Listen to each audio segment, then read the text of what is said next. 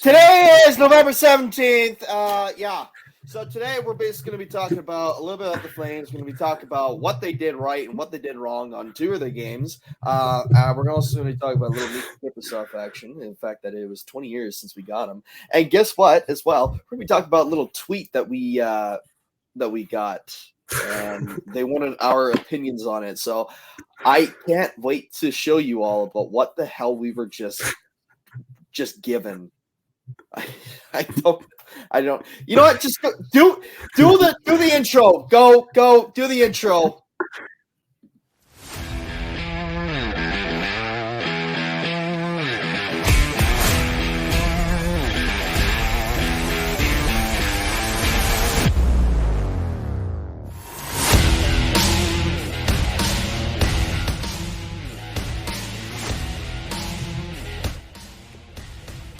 Okay, so we're here on episode 11 of the Flaming Talk podcast with yours truly, Noah Adler and Connor Dolan.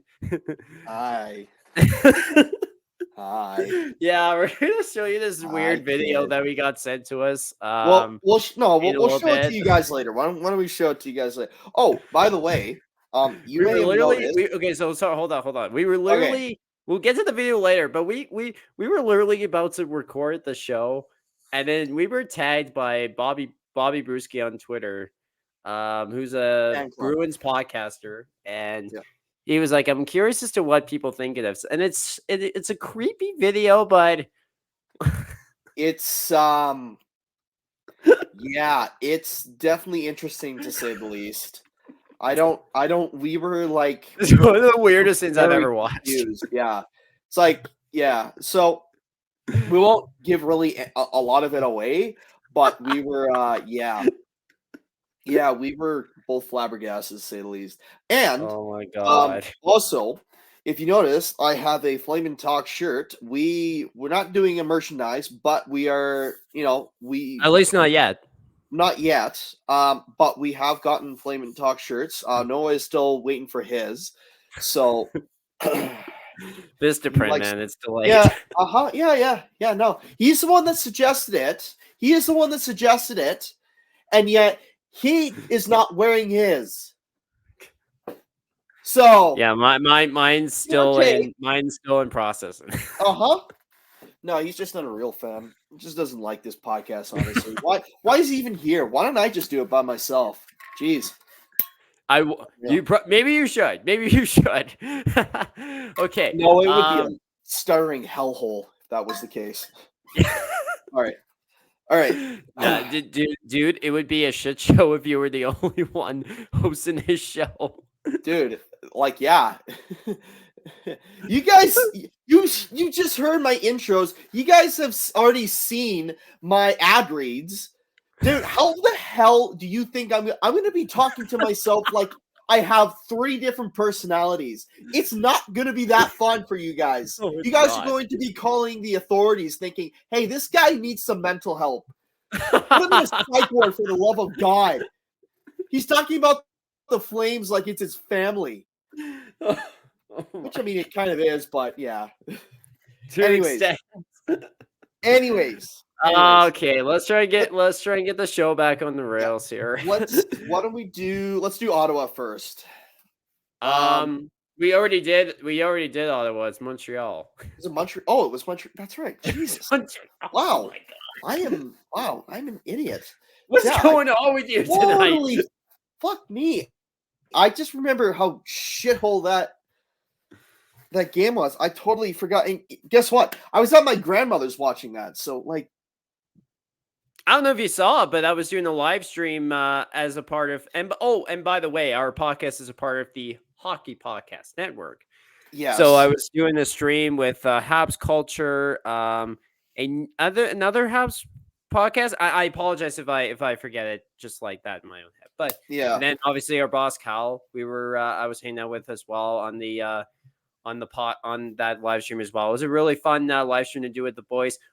We wanted them to lose games, though. We didn't. They were up in the game, and we were just like, come on, guys.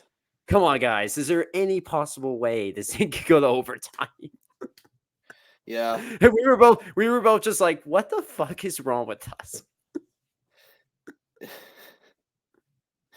Okay. Yeah. I mean, hold on. I gotta stop my cam and then start it up again. Okay.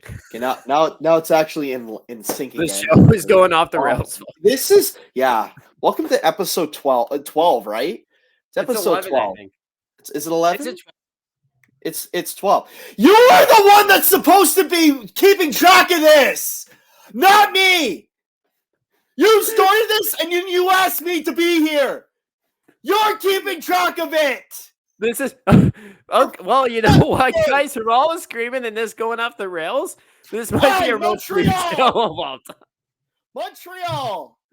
Well, okay, so like we said, although I do wish I would have been a part of that live stream, I couldn't. I was at my grandma's place. That's fair. That's okay. Just having a good time. Wow, man! What a way to represent the podcast. Yeah. Yeah, come on, man. Yeah. That was actually that was a good. Well, you know what? Why we won that game was Vesna Trophy nominee Make Jacob Markstrom, who decided to play his Vesna nominee or Vesna runner-up self. You look good. He played a hell of a game. If it wasn't for him, we would have easily lost that game. But yeah. Oh, without a doubt. Yeah. That was put Vladar in that game and they lose easily. Oh, yeah. That was a good, I mean, it was a good game. Again, like it was one of those where we had a lot of those defensive issues where there was a couple of really bad turnovers in the D end, and it was the defense has been terrible all year. Like it's been turnover after turnover after turnover every single game, basically. You know, I know someone that would love to have Zadorov. Ooh, yeah, there's a few of them. We'll talk about Zadorov later in the show as well. Yeah, especially in that video. Oh my god. Anyways, you're still on about the video? Shut up. Yes, I am. It's so fucking weird.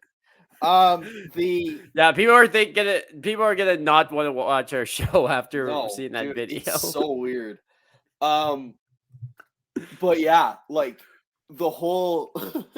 But yeah, no. But I will say the only fucking thing that I saw that was actually good in that game was the line with Zari Pospisil and Kadri. That was. I mean, that's been the best line the last 2 weeks. Like, oh god, dude, they've been insane. Undeniable.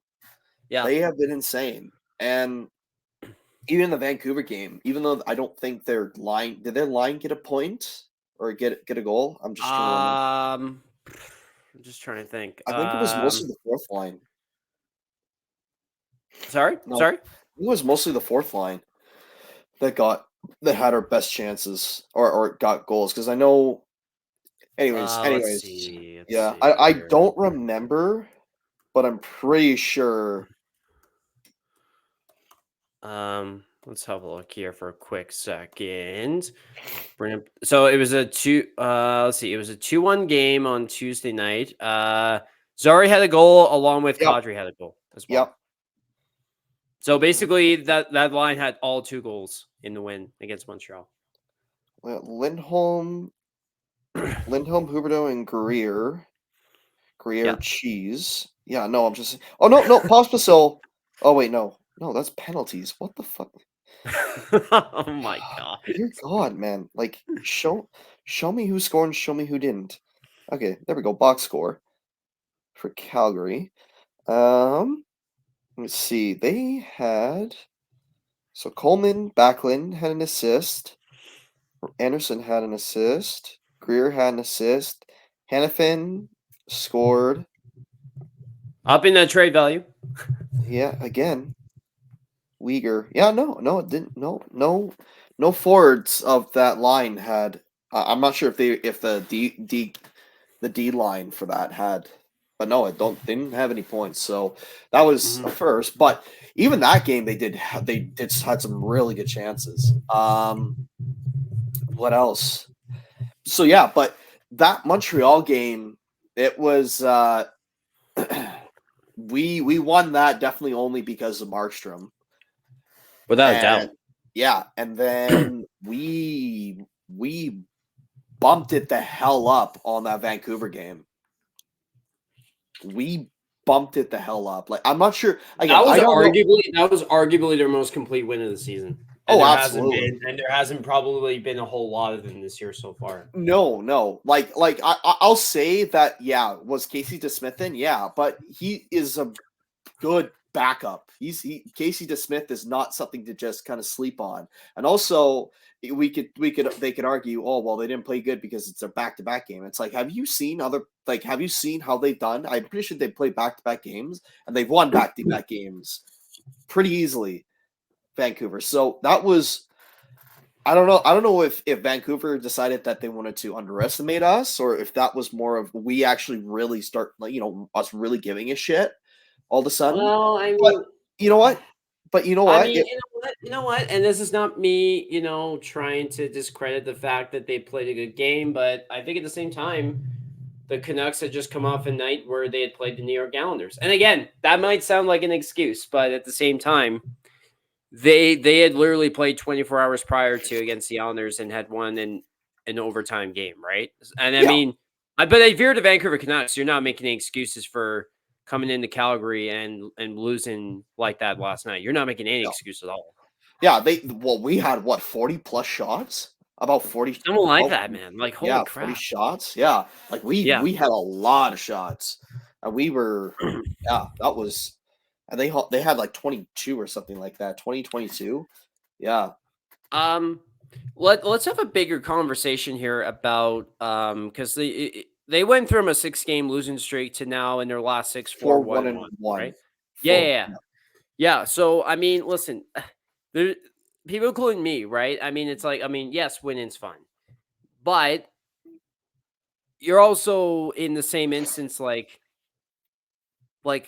you're kind of two different minds, right? When you think about it, right? Because it's like, first of all, winning's fun, but then you're also like, man, why are we winning games here? Especially when we're trying to, go in a different direction here. Like, what's going on here and all that stuff, right? So there's always this fine line, right, between like, oh yeah, it's good to win games, but you're also like, oh my God, guys, don't win games. Don't be average, please. That's all we ask you to be, is don't be average. Well, that's kind of the thing, and one of the things that I kind of thought about too was there isn't a full disadvantage, and I kind of discussed this on a group chat, but I discussed this in saying that there is a bit of an advantage with their, and you will obviously let me know about why this is not the best thing regardless, but I'll just say it. And then people are going to call me negative. Oh, negative news again. Yeah, I mean, you will have a fair point when you, when I say my thing, you will have a fair point. But I'm just saying about why it's not the worst thing in the world for the Flames to be having have a decent streak or look like they're playing really, really well for the next 2 weeks, is because what that does is that for the players, especially who are UFAs or who are big trade targets, something like if you play Vladar more, or Markey is doing absolutely excellent, as we've seen from, I think, the LA goalie commissioner, who came to both the Toronto is director of goaltending. Was at the game against Toronto, against the Leafs, and then was at the game last night. Yeah, game last night as well. So there. So again, and it was LA. So there is a big thing here. With, if we decide to do well, if either we are playing good hockey, we're showing that we have some really, really big opportunities, then what that does is it increases our UFAs and trade targets. And then what that does is that this increase in trade, right, if we decide to not to hold off until the trade deadline, something like that, then the value of our guys could be exceptionally high. And if what they said, what is true, and I know Noah, you're about to say something, but let me just finish. If the guys, if we want to look at a direction of rebuilding or restructuring or something like that, if we can take all the UFAs that we have and we can trade them for better picks than what was probably going to be initially offered, we can get them for better guys who are maybe younger, maybe are better for the team just for longevity, for a for a whatever, like for I guess for a rebuild or something like that. And then we can actually have some kind of progress, something that goes in that different direction.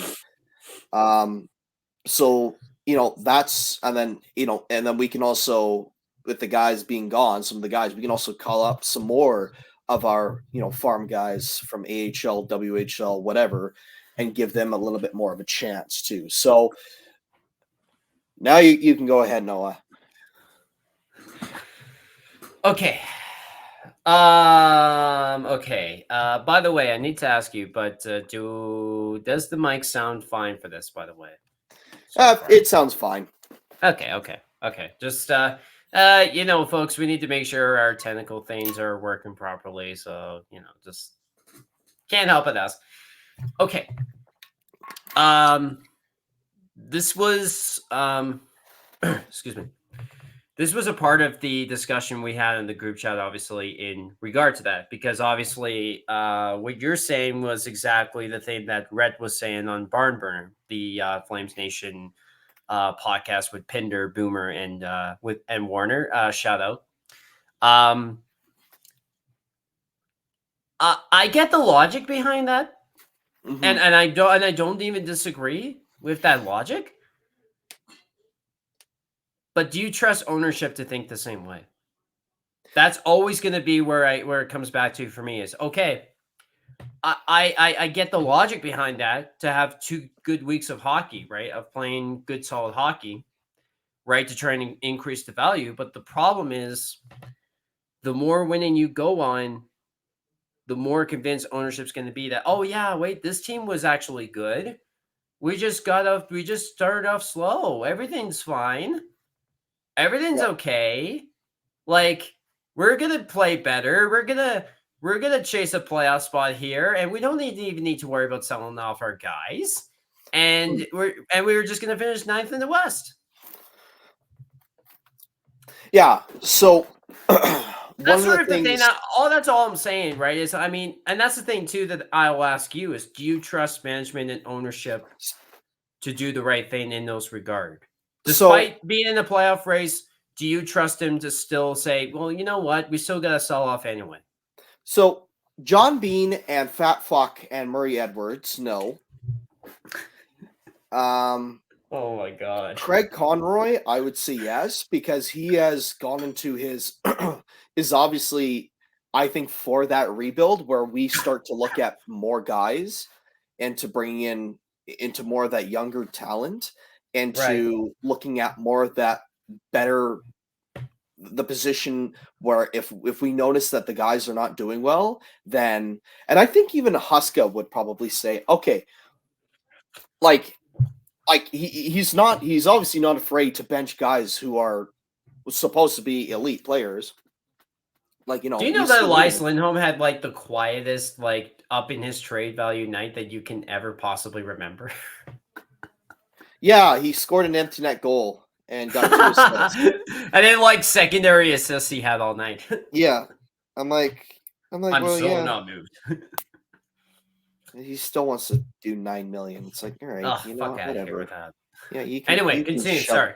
Shove the $9 million up his ass. But anyways, like the thing with, Yeah, the thing with it is that you need to have you need to have Conroy, and he needs to start getting some other people on board with his plan, because he obviously has a plan. He is obviously showing that his plan is working, and we get the more young talent or the more guys that are fitted better towards either Huska or fitted better towards his plan, the better it'll be. Because if it's like if if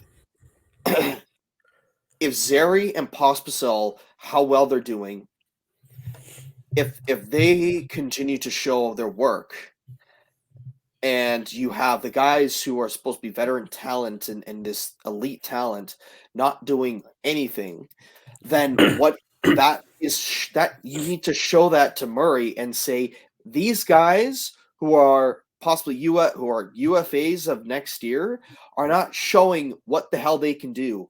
If we want to extend them, they'll ask for something a lot. They'll ask for like a lot of money. And guess what? We both don't have that money, and they are not worth that money. So you better wake the fuck up, guys, and look at the situation we're in, because it's either we're going to go over the cap and we're going to have useless pieces of shit all over the ground, or yeah. Do you? Here's the thing I'll say though, right? Is when you talk about, and this comes back to me, it's not even that I don't trust Connie to do the right thing, right? That's not what I'm saying, right? Like, do you trust guys like Don Maloney? Do you trust guys like John Bean? Do you trust guys like Murray Edwards? Do you trust guys like Dave Nonis even as well? One thing I gotta say though too is I wonder how much, and this, I don't think this gets talked about enough or at all at any point within like the management group or anything like that. But how much conversation, how much intel do you think Jerome's given right now? Like when it comes to all this, and how potentially how big of a voice he might have in terms of, okay, listen, we got to get younger here. It's time to actually do this, to do this rebuild. Like, I really wonder what kind of role Jerome's having in those conversations behind the scenes. I'm not too sure. I don't see Jerome a lot with. You don't, but Craig. but he's in. But obviously, he has a role, right? There is a role, obviously, so he has a phone, and he'll call from now. Yeah, but I don't really know. That's the issue. There hasn't been anything where Craig has said, we've been talking with the management, or I've been talking with, people like Iginla and whatnot, or trying to specify who he's talked to. Right now, he does a lot of we have a plan, we've been talking, and that's about it. And it's like what are we supposed to do with the information? It's like, hey, good, so you've been talking, but who have you been talking with? Have you been talking with Bean? Have you been talking with Notice? Have you been talking with Edwards? Have you talking with Fat Fuck? Have you been talking with have you been talking with Iggy? Have you been talking with Is that your, by the way, I gotta ask you, that's literally your new nickname for Murray Edwards, isn't it? Oh, no. I was thinking, was the guy usually beside Bean? Who's the guy usually? Because I don't ever remember. Beside Don Maloney? Is that Don? Dave Nonis. Is that Dave Nonis? Oh, okay. Well, I just call him Fat Fuck. Oh my god. I know Murray Edwards. I always say, oh, John Bean, and then. No, that was Don Maloney. That's Don Maloney, by the way. That's not John Bean. John Bean doesn't even want to be seen in public. I know John Bean. I know John Bean. That twat doesn't even want to be seen in public. No, I know John Bean. I know what he looks like. I always think about the big guy with the kind of the nice Arctic blonde hair, right? And short. So I just forget his name, and I just call him Fat Fuck. So. You got, yeah. I'm not gonna say what I was gonna nickname John Bean, but oh my god, I'm not. You'll have to tell me that that's an off-air conversation, very likely. We're gonna take our first ad break here. And we are here to tell you that our show, the Flaming Talk podcast, is presented by DraftKings. It's wrong finger, sorry. It's right here on the top of the screen here, DraftKings. So bet on the action right now. We very much highly recommend you bet on the action with DraftKings Sportsbook. Download the app now and use code THPN. New customers can get $150 instantly in bonus bets for betting just $5 on hockey. That's code THPN, only on DraftKings Sportsbook, an official sports betting partner of the NHL. Connor, by the way, I need to ask you, man, do you have the DraftKings Sports app? I do, actually. I do. Cool. Nice. Have you made any bets yet? Not yet. I'm still trying to work around about how it works and whatnot, but I am looking at doing a little bit more with it. Definitely about actually putting myself forward and doing some bets and whatnot. Both NHL, NFL, right now. So yeah. Hell, you know what? You can even put money on where Shohei Ohtani is going in free agency in Major League Baseball too. And hey, you know what? If you get the correct odds as to where Ohtani ends up going, the crown then is yours at that point. Mm-hmm. So Probably bonus bets expire first on the surgery table again. So bonus bets expire 168 hours after issuance. Gambling problem? Call 1-800-GAMBLER or visit www.1800gambler.net. And in New York, you could call 877-8-HOPE-NY or text HOPE-NY to 467-369. In Connecticut, help is available for problem gambling. Call 888-789-777 or visit ccpg.org. And we very much highly recommend you all to please play responsibly. Don't be stupid, please. Just for the sake of it, do not be stupid, please. Yes. So also, go ahead. See this little guy? See this guy up here? Come on, finger. Yeah. Right there. Yeah, Raycon. So we're gonna get to that in a second here. We'll get to that in a second here. Thanks for letting me know, man. Now I feel like. So on behalf of Boot Hill Casino and Resort, 21 plus ages varies by jurisdiction. It is void in Ontario, unfortunately. Bonus bets expire 168 hours after issuance. See dkng.com/hockey for eligibility and deposit restrictions, terms, and responsible gaming resources. And by the way, the NHL and the NHL Shield are registered trademarks of the National Hockey League. Copyright NHL 2023, all rights reserved. By the way, personally, I think the old school Shield, the OG, which is the hoodie I'm wearing right now, is the best Shield of all time. They should bring that back, in my opinion, but who am I to say that? Hey, I'm just anyway. Oh, yeah. But hey, I mean, just so point to that logo on the right. By the way. Oh, this one right here. Not that one. The other one. Oh, this one, like that. There you go. And that's another one of our sponsors here, man. Yes. Is Raycon. Raycon. Hold on. Let me go. Is it? Let me ask you, Connor. Is it too early to be doing Christmas shopping? No. You know what? No, it's never too early. No, not at all. Especially with all the crowds, man, and stuff. Like, it could get absolutely insane. Dude, kicking everybody, getting run over. I hate that. Absolutely hate it. But hey, it's never too early to start your Christmas shopping, so why not take care of it before the crowds and packed calendars make shopping a total nightmare? Especially when you could get some of the best deals of the season well before Black Friday, which is coming pretty soon here. It's next week. So you can shop Raycon products right now and save up to 50% off because their early Black Friday sale is going on now. You heard this right. So Raycon first made a name for itself in the audio space with products like their everyday earbuds, known for delivering high quality and thoughtful features, like a 32-hour battery life and the perfect in-ear fit for all-day wear and lasting comfort. Sorry. And this past year, they expanded their entire. Seriously, man, this show's off the rails, man. Yeah, we are. Yeah, it's going off the rails tonight. Whatever. It's been a long week. And this past year, they expanded their entire business with the introduction of Raycon Home and Raycon PowerTech. Their 5-star reviewed Magic 180 cable allows you to charge iOS, micro USB, and Type-C devices 8 times faster with 100-watt power delivery. The faucet filter ultra fillers the water in your tap against chlorine and heavy metals. Oh, wow. What are you doing? Wow, you know what though? It's also cool because Raygun is known for delivering high quality and thoughtful features at half the price of other premium tech brands. So your little nice little Beats by Dre, yeah, throw it out the window. You see these? I'm not going to throw these, but yeah, they can be thrown out the window too. Yeah, because they have some amazing stuff. And actually right now, in fact, so many people have loved their products with hundreds and thousands of 5-star reviews that they decided to give back, saying thanks for so many amazing 5 stars coming from you guys that actually they are doing an entire website or site-wide sale that is getting 20% off of everything. 20% off everything.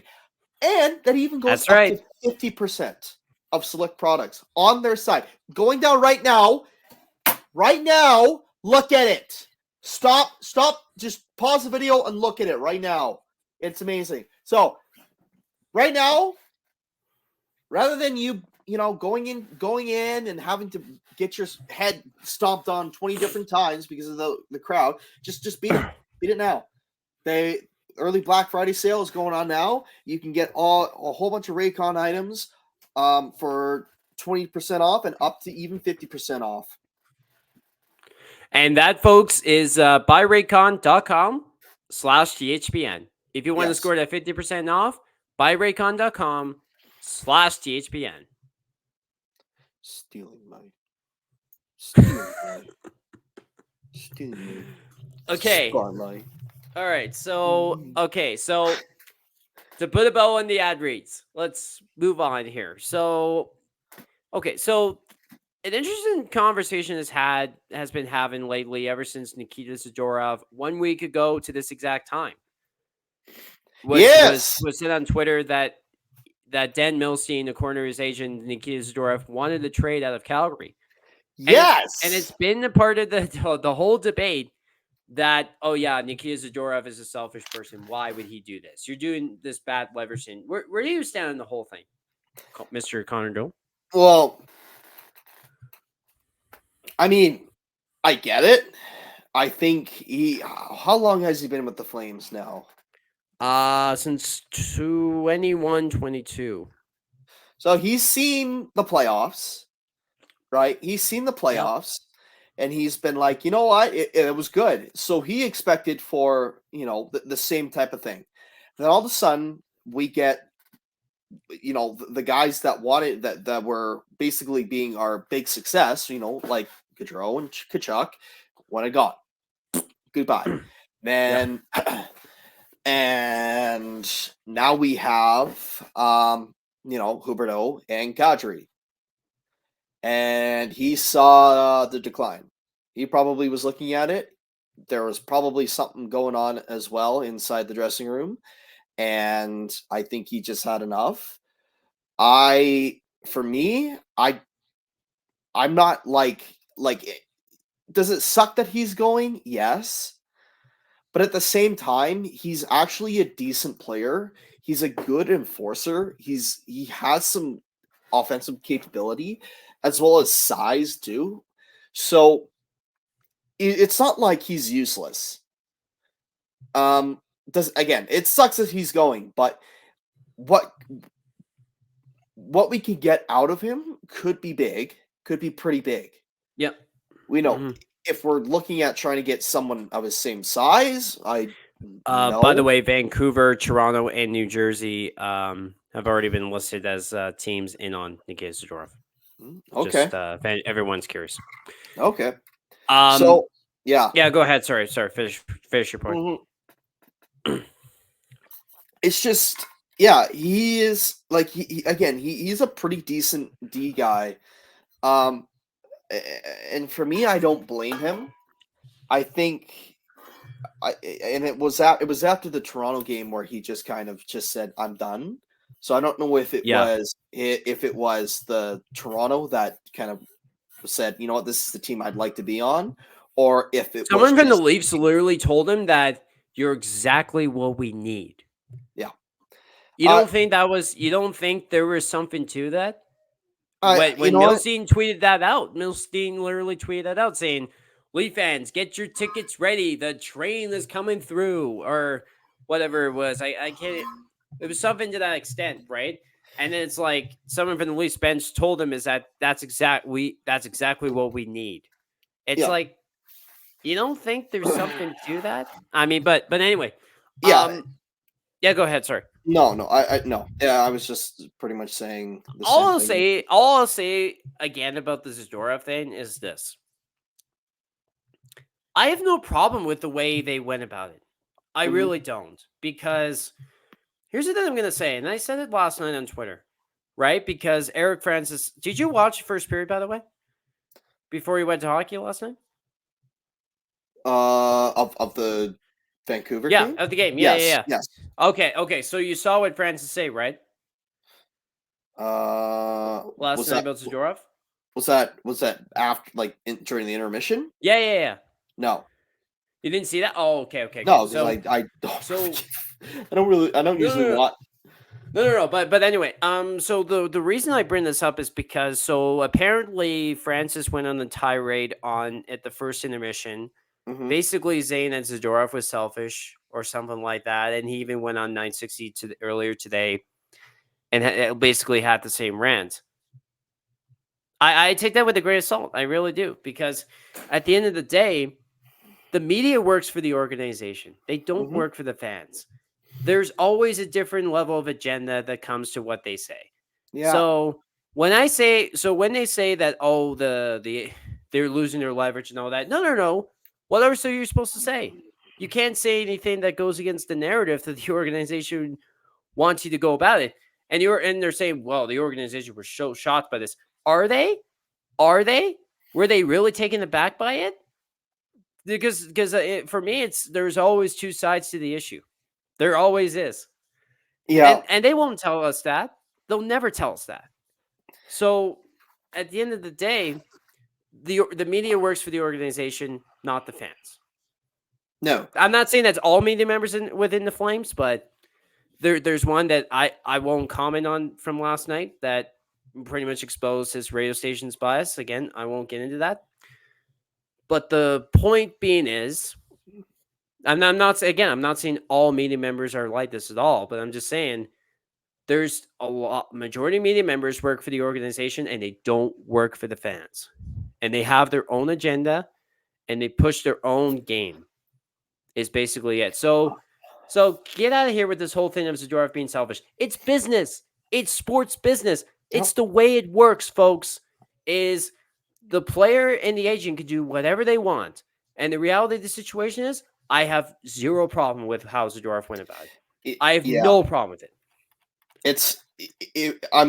What I'm glad is that he's not right now being an asshole saying about, the Flames organization is being a piece of shit. And he's not doing that at all. He just basically told them, listen, it's pretty apparent to me that you don't want to extend me. That's fine, but I want to trade.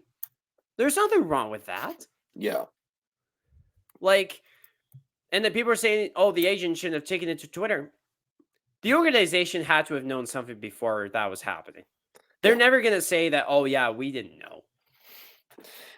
They're never going to say that out loud. That they knew about something that was coming down the pipe. Yeah, no, it was one of those situations where, I think. Oh, by the way, it is episode 11. Damn. The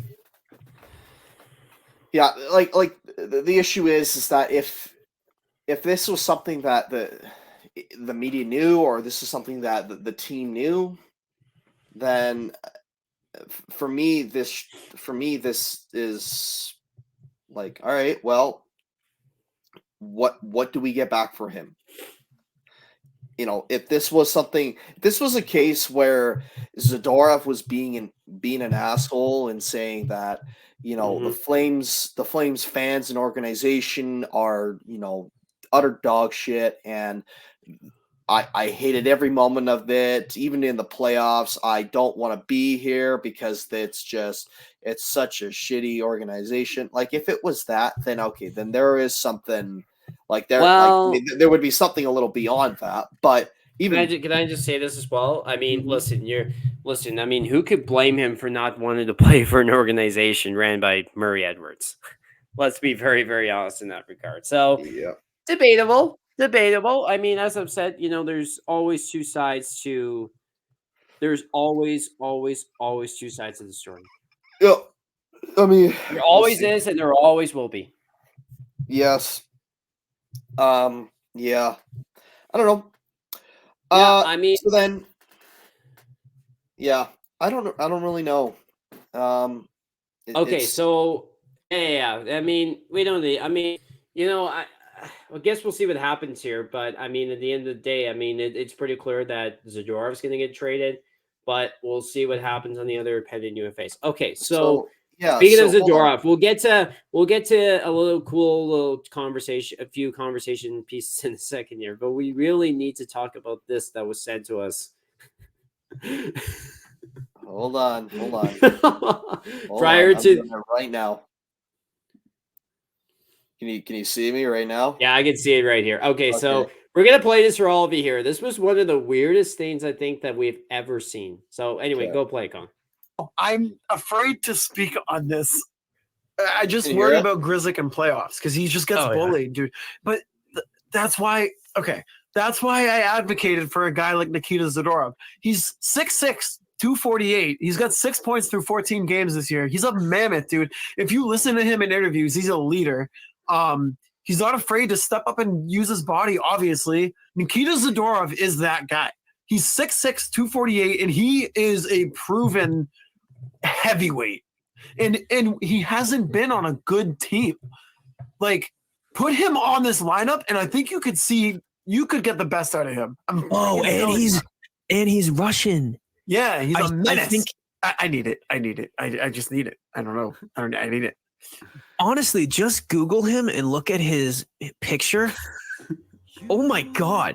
He looks like he's like he's got a scar on his lip. His eyes are all jacked up. You can tell this is a guy who can really muck it up. Getting the hairy areas. I need it.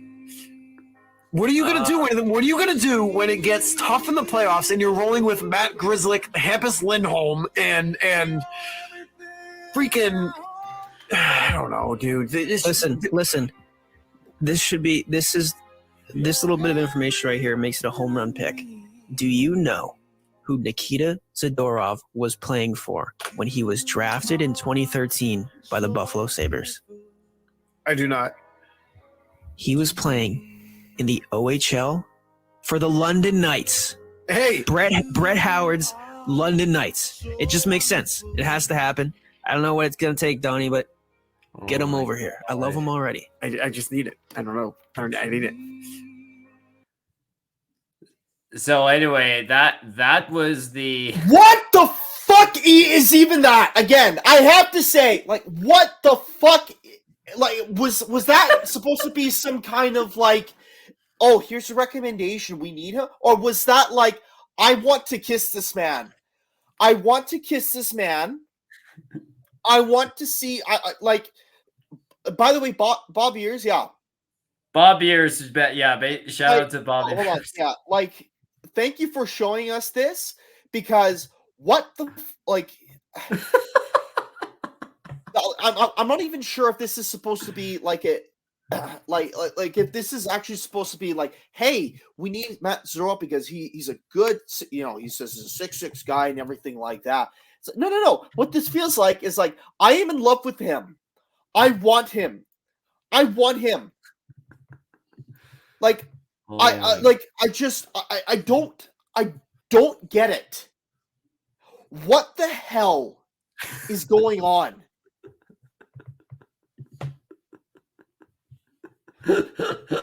I did not know that Zadorov was your kink. You look at this hot, they said, oh, he's Russian too. Oh yeah, he's Russian. Look at the scars.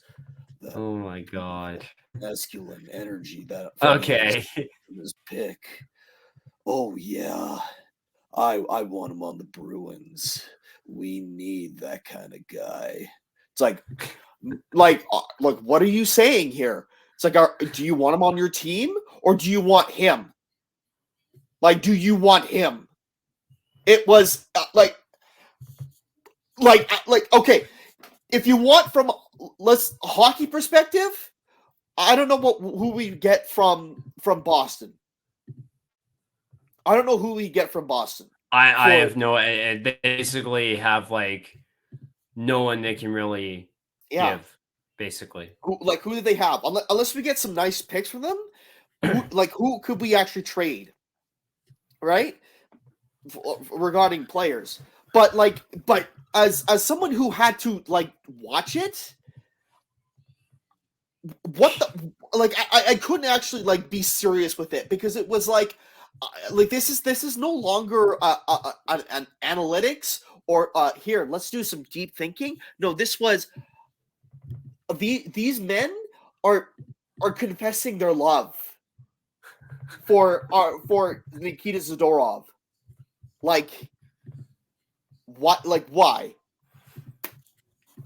Anyway, we figured we would show the Zadorov video, but here, putting the bow in that part of the conversation, I want to talk about the Wranglers' new Blasty jersey. We need to talk about have this. Mercy. Oh my god! Dude, it's incredible. I was just talking, all that shit I talked about for these guys having a crush on Nikita Zadorov. Yeah, no, I completely and just had you as soon as that jersey dropped, dude, you would not have liked to see me in my room what I was doing. Oh my good lord. Jesus Christ. Oh my good lord, man. And then they had sweaters out, dude. Oh my dear God, man. Oh, it looks so good. Amazing. So good. I gotta say, man, if you had to ask me what my out of 10 rating for this jersey is, it's a 20 out of 10. Dude, it is. Side Blasty is incredible. It's an amazing jersey. Oh my God. Dude, it is. By the way, I've already ordered mine. Yes. I put Wolf's number on because I actually wanted one without or one with a name on it, not one just blank. I am, and it's CCM, so it's not actually Fanatic. Yeah. So it's CCM. Thank God. Yeah, why not go back to CCM for the jerseys, right? Instead of Fanatics is just trash, man. I don't want to get started on Fanatics, but it's trash. But yeah, we just gotta say that we approve and we love the new Wranglers jersey. It is phenomenal, phenomenal, incredible. So good. Oh that man, that is my Blasty jersey. That's my third ring jersey for the Flames as well. By the way, it has Blasty on it. It may not have the same the color schemes may not be exactly in line, but I don't care because have you seen this side profile Blasty? It's Lord amazing. have mercy. It's amazing. Oh my God, busting a nut. I will tell you that right now. Anyway, we'll wrap up. Last one. Go ahead. Sorry. Last thing. You saw in the background, Mr. Noah, of Mika Kipper. So, I think it was it yesterday or 2 days ago? It was yesterday. Yeah, yesterday. 20 years ago. 20 years ago, man, we picked up a third string goaltender from San Jose, guy named Mika Kipper. Remember, the one thing I'll say too, remember it was Nabokov was the starter, right? And anyway, no, continue. I'll tell it in a little bit here. No, I was just saying, what he would become was something of one of the, if not the best, goaltender for the franchise series or for the franchise ever. And his numbers going up to the rafters on March 2nd.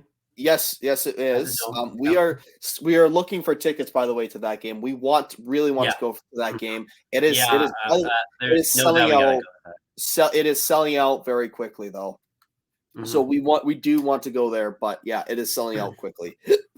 Excuse me. The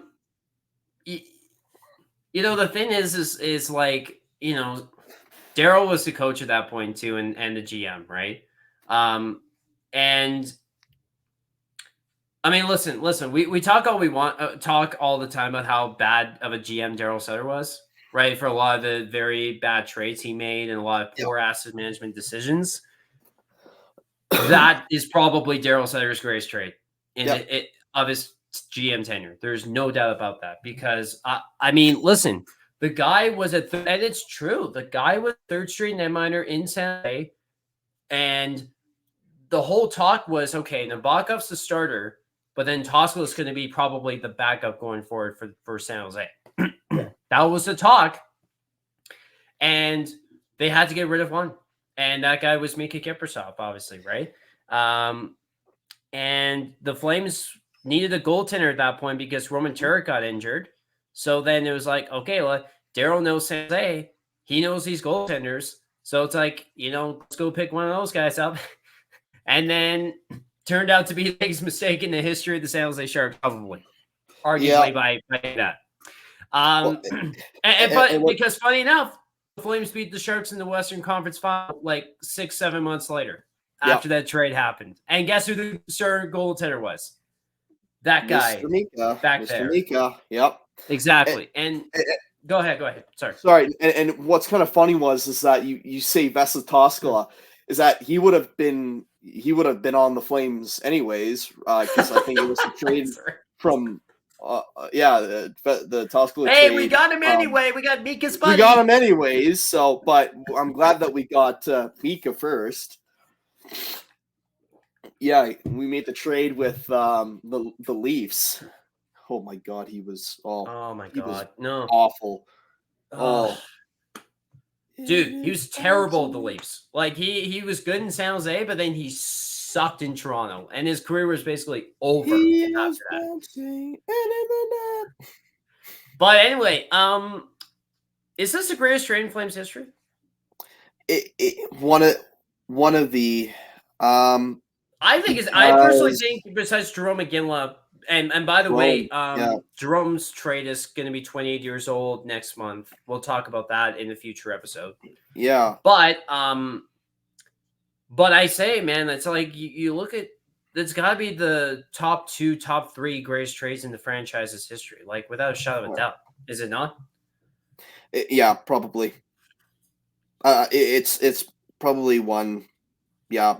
One, or if not the and again, it's amazing because he goes to the Flames. His first year as a Flame, he stops or what would have been a 5 or 6 year streak for Martin Brodeur between the years of 2001 2006 or 2007, and all of a sudden, in 2004, this freaking Finnish goaltender who was a third string comes unknown.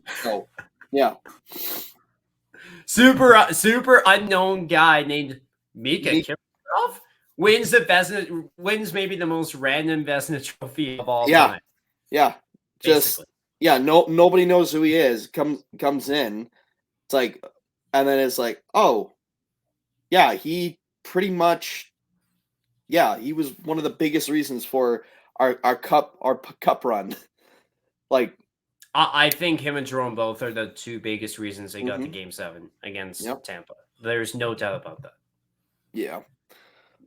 And it's funny. By the way, we just want to wish Mike Vernon, another Flames goaltending legend. We want to wish Mike Vernon a congratulations on getting inducted into the Hockey Hall of Fame. And it was apparently someone was going after me today on Twitter saying you slandered Mike Vernon, how dare you, and whatnot. And I just gave my opinion. And Mika Kipper, if Kipper goes on to play at least 3-4 more seasons as a goaltender and maybe wins the Stanley Cup, he's a first ballot Hall of Famer. Oh, absolutely. Like you look at his prime and Vernon's prime, Kipper's prime's the better prime. Yeah. Than Vernon's prime. Like look at the stats; they prove otherwise. Mm-hmm. Kipper had the better prime than Mike Vernon did. Yep. As a member of the Calgary Flames, like there's no doubt about it. And I know there's a lot of bias because I got to watch Kipper growing up, and people got to watch Mike Vernon growing up. There's going to be that bias between the two. But if you ask me, Mickey Kiprusoff's the better goaltender and the greatest goal in franchise history. It's not even close. It's not even big.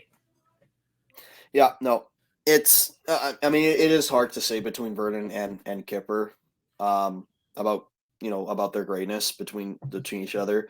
I think definitely Vernon had a better. I mean, one of the reasons why he won the cup, I think, and it was kind of discussed in the group chat too, was he was surrounded by a good team and good players. Kiprusoff still managed. Oh, sorry. Yeah, no.